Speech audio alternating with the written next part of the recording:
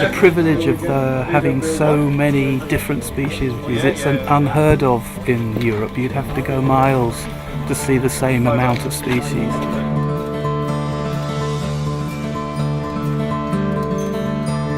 This is my fourth trip to Israel. Started in 2000, the first Hula Bird Festival, which was a great success.